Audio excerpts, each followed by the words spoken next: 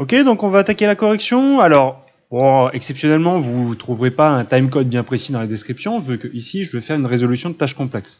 Donc, la correction va se faire au fur et à mesure. Soyez bien attentifs pour pouvoir récupérer à la fin la trace écrite qui va nous intéresser ici. D'accord? Donc, je répète. Pour faire une tâche complexe, c'est une question, plein de documents. Vous ne pouvez pas simplement faire une phrase et puis c'est tout. On vous dit bien justement de rédiger un compte-rendu. Et une méthode pour rédiger ce compte-rendu-là, c'est de passer par les 5 étapes que je vous ai montrées. Écrire la problématique, décrire les documents, faire les mesures et le lien, et ensuite faire la conclusion.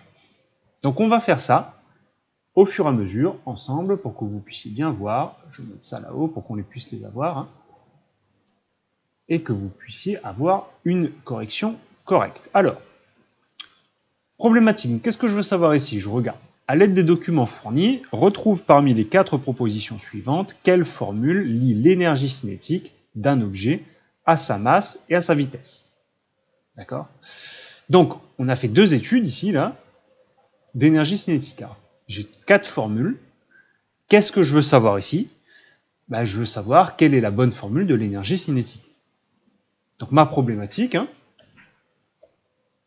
premier tiré, problématique, je vais écrire sous forme de question, parce que c'est pas répondre à la question, je répète la problématique, c'est faut reformuler la question. Donc, quelle est la formule mathématique qui relie EC, donc l'énergie cinétique, la masse,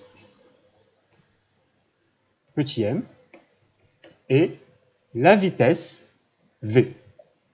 Donc on veut savoir parmi les 4 formules qui sont là, c'est ça, hein, c'est ça. Il y a plusieurs façons, hein, gardez à l'esprit que là c'est une formulation possible, il y en a plein. Une autre par exemple, laquelle des 4 formules est la bonne pour l'énergie cinétique en fonction de la masse et ainsi de suite. Vous avez plusieurs façons de le formuler. Même plus quelles sont les 4, laquelle de ces 4 formules est juste pour l'énergie cinétique. D'accord? Mais il faut formuler une question. Ok. Donc moi, je veux savoir ça. Donc pour ça, on m'a dit 2 documents. 2 documents qui représentent quoi? Alors, petit point, quand vous faites une analyse graphique, c'est-à-dire quand vous étudiez un graphique, vous avez toujours 2 informations. Vous avez l'information de l'ordonnée en fonction de l'information de l'abscisse. C'est ça. Quand je dois décrire efficacement, il faut que je regarde ces informations-là, premièrement, plus la tendance de la courbe. Est-ce que ça augmente? Est-ce que ça diminue? Est-ce que ça reste constant? D'accord? Donc là, qu'est-ce que j'étudie dans ces 4 graphiques? Et bien pour le document 1, je remarque que j'étudie l'énergie cinétique en kilojoules en fonction de la masse. Et, parce que ça c'est un graphique, j'étudie l'énergie cinétique en kilojoules en fonction de la masse au carré. Donc on fait 2 études pour le document 1. Alors là, j'ai mes 2 infos. Pas besoin de plus. C'est juste une description des documents. Et pas simplement, alors l'erreur, me dites pas, le doc 1 c'est un graphique, ou le doc 1 c'est 2 graphiques, point. Non, justement, ce que je suis en train de vous expliquer, c'est que lorsque j'étudie un graphique, lorsque je veux donner les informations d'un graphique, il faut que j'étudie ce qu'on me donne en ordonnée et ce qu'on me donne en abscisse. D'accord? Le doc 1 m'apprend qu'on a fait 2 études, on a fait 2 graphiques, on a fait 2 tracés différents. Une de l'énergie cinétique en fonction de M. Alors, l'énergie cinétique en kilojoules en fonction de la masse en kilogrammes. Ok? Ça, c'est la première étude. Et une, alors, vous puissiez vous y retrouver, hein, toujours relire, une étude de EC en fonction de M et une étude de EC en fonction de M au carré. Et donc, sans grande surprise, regardez, hein, ici, l'unité en 10 puissance 6 kg carré. Alors 10, je vais mettre le petit chapeau pour la puissance. Hein. Et regardez, sans grande surprise, l'unité, bah, vu qu'on a mis des M au carré, de la masse au carré, on a des kilogrammes au carré. Vous voyez, ça reste tout à fait logique par rapport à ce que je vous ai dit, la combinaison des unités. L'unité que j'obtiens dépend très souvent du calcul que j'ai fait en amont. Bon ben voilà. Vous voyez que pour le doc 1, je ne me suis pas simplement contenté de dire c'est deux graphiques. Ouais, bon, un peu moyen, un peu léger. Ces graphiques, ils décrivent quoi? Qu'est-ce qu'on étudie au travers de ces graphiques? C'est là qu'il faut regarder l'ordonnée et l'abscisse. Une étude de EC en kilojoules en fonction de M en kg. Une autre étude EC en fonction de M au carré. D'accord? Et on fait la même chose pour le doc 2. Le doc 2, on apprend qu'on a fait deux études. Une étude de EC, idem, hein, en kilojoules. En kilojoules. En fonction de V en km/h.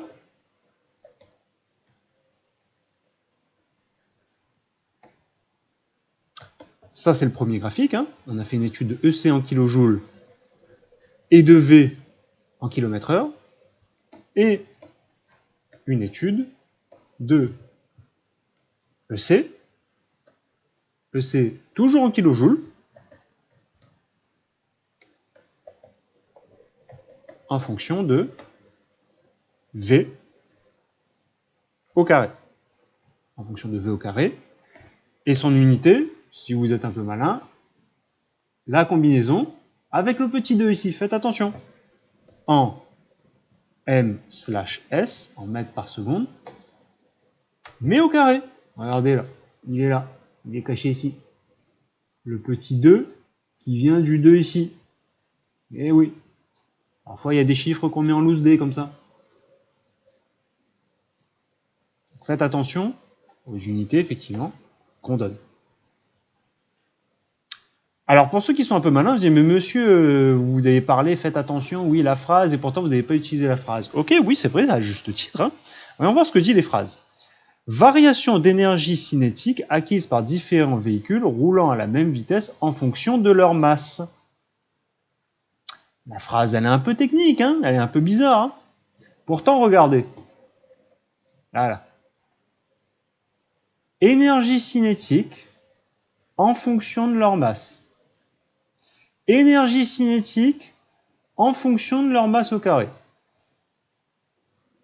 J'ai mis ici exactement, là, regardez, je ressouligne même ici, EC en fonction de M, EC en fonction de M carré. La phrase ici, alors oui, effectivement, il faut s'appuyer là-dessus.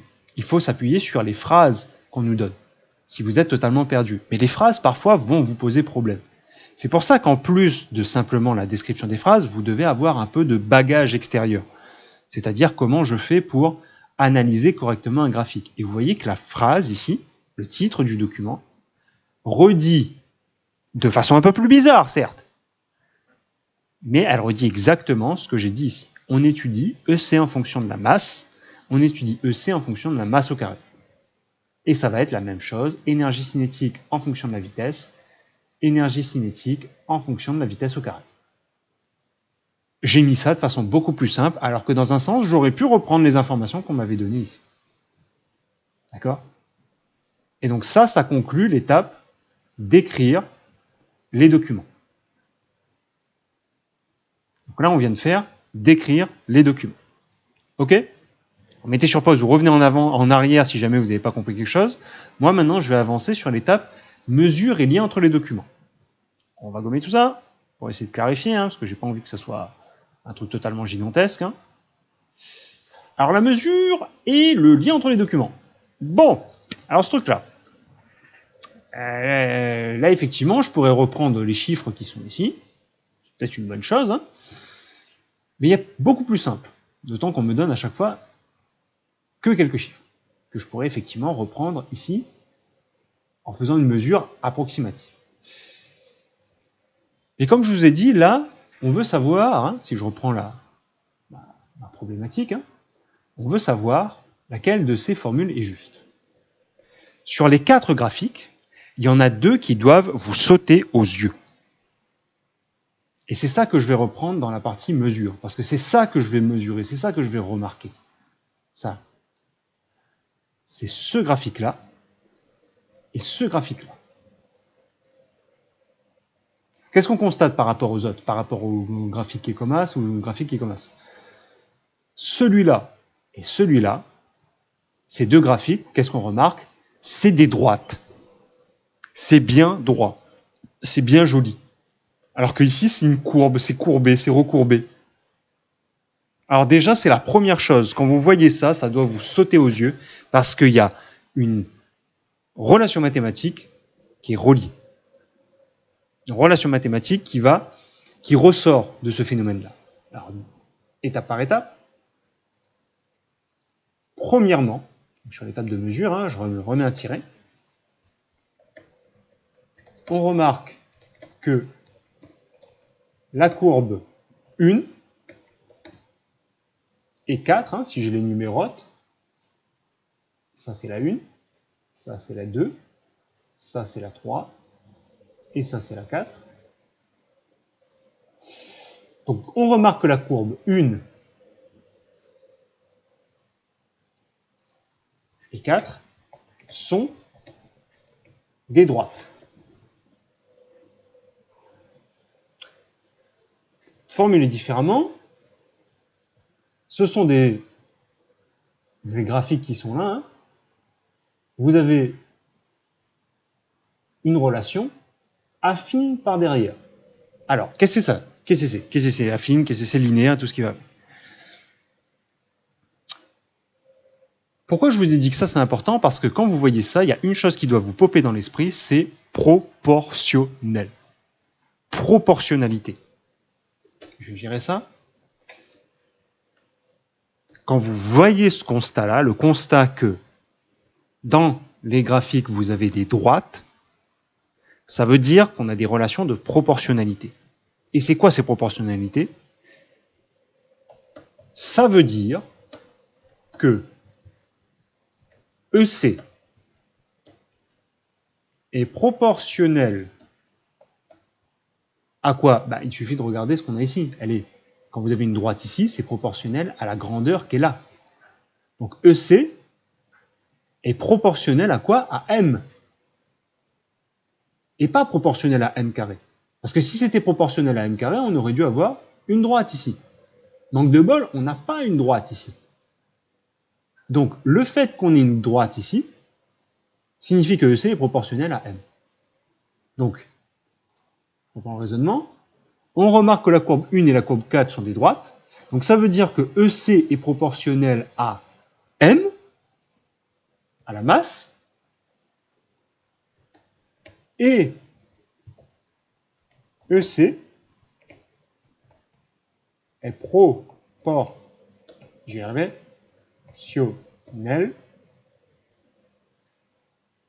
à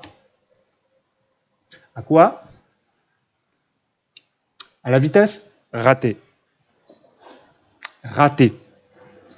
EC n'est pas proportionnel à la vitesse. Attendez, monsieur, je vous suis pas, j'ai rien compris là. On se calme. Parce que je sais qu'il y en a qui ont... Je sais, je vous entends, vous êtes sur écoute. EC, il y en a plein qui m'ont dit EC est proportionnel à la vitesse alors, monsieur. Non. Si EC était proportionnel à la vitesse, et j'insiste bien sur ce mot-là, qu'est-ce qu'on aurait dû avoir ici? On aurait dû avoir un truc recourbé comme ça? Non, on aurait dû avoir une droite. Donc EC n'est pas proportionnel à V. Par contre, avec la courbe 4, hein, EC est proportionnel à V carré. Pourquoi? Parce que ici, on a une jolie droite. Donc ici, ça marche. Donc, la bonne réponse, EC est proportionnel à V carré. La première proportion, je reprends, excusez-moi. La courbe 1, celle-là, me dit que EC est proportionnel à M. Donc ça, c'est ce que j'ai dit. EC est proportionnel à M. Et la deuxième, la courbe 4, me dit que EC est proportionnel à V carré. Ça veut dire que dans la relation mathématique, bon, là, dans la relation mathématique, on doit avoir EC qui est proportionnel, donc il y a une espèce de truc ici, je ne sais pas encore ce que c'est, je vais mettre une... Je vais rien mettre. C'est proportionnel à la masse et c'est proportionnel à la vitesse au carré. C'est ça que ça veut dire.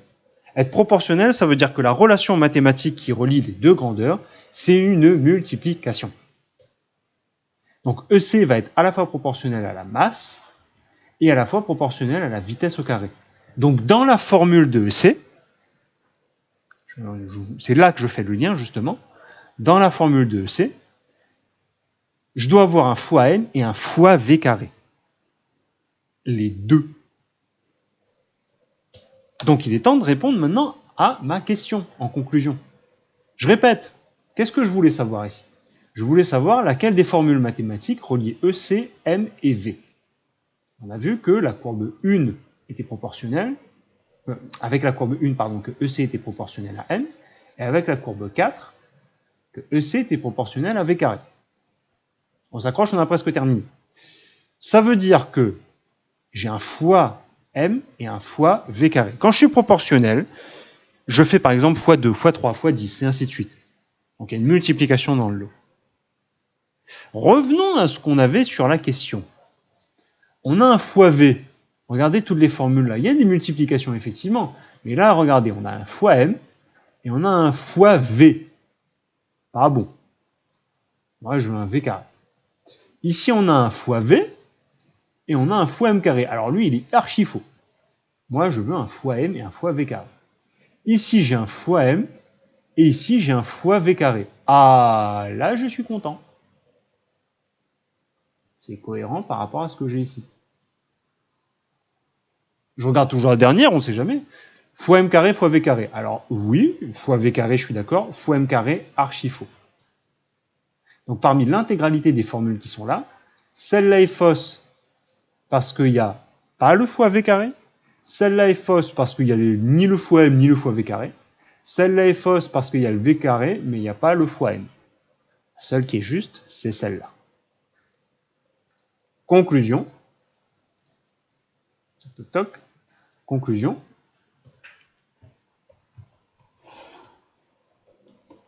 La formule qui relie EC, M et V carré est la formule 3, ou plutôt directement l'écrire, EC est égal à ce truc-là. Je vais faire un copier-coller, ça sera beaucoup plus simple. La bonne formule, c'est celle-là. Ok? Alors je sais qu'il y en a plein là qui sont en train de s'étouffer dans la fumée s'échappant de leur cerveau. Alors on se calme.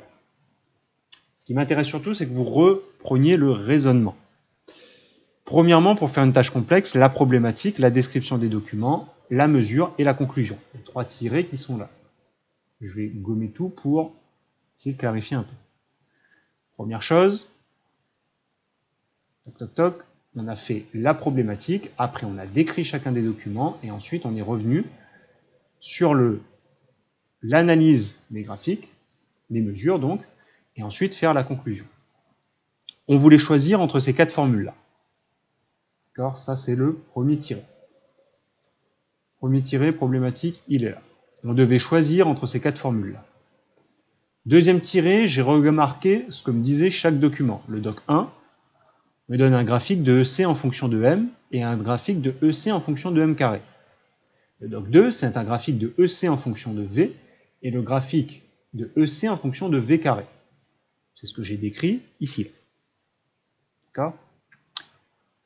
Troisièmement, j'ai remarqué que la première courbe est une courbe de proportionnalité, vu qu'elle est droite, et la quatrième courbe est une courbe de proportionnalité, parce qu'elle est droite aussi.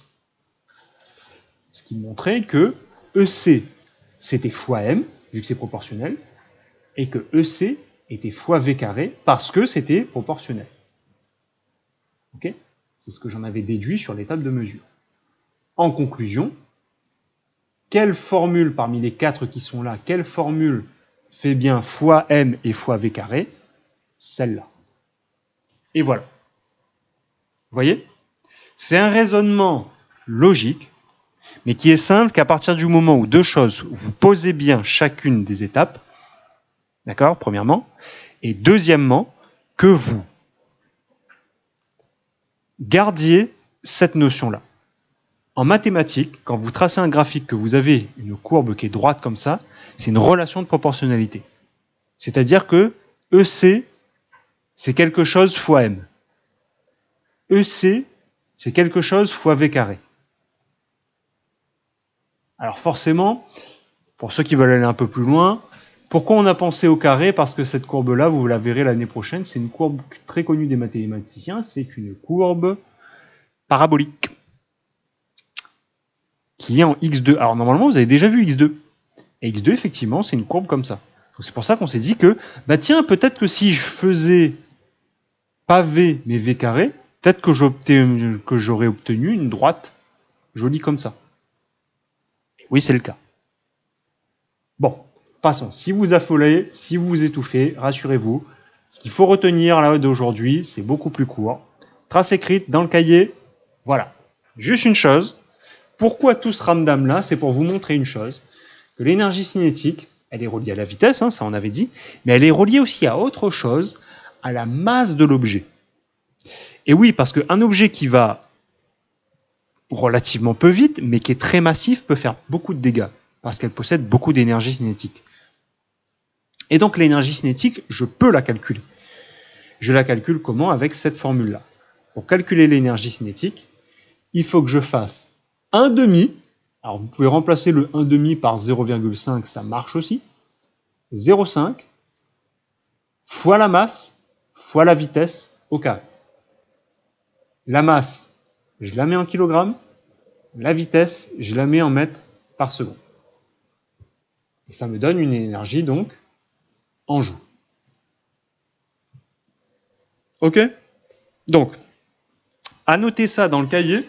On travaillera sur cette formule-là vraisemblablement pendant les lives qui vont revenir hein, très prochainement, je vous rassure. Donc, tenez-vous au courant sur la chaîne ou sur Web Collège, hein, onglet à propos, si vous voulez avoir les informations des classes virtuelles. Donc, sur ce, notez bien ça. Essayez de digérer cette grosse formule qui sera la dernière formule qu'on devra connaître pour cette année. Et sur ce, je vous souhaite une bonne continuation et je vous dis à la prochaine. Allez, bye!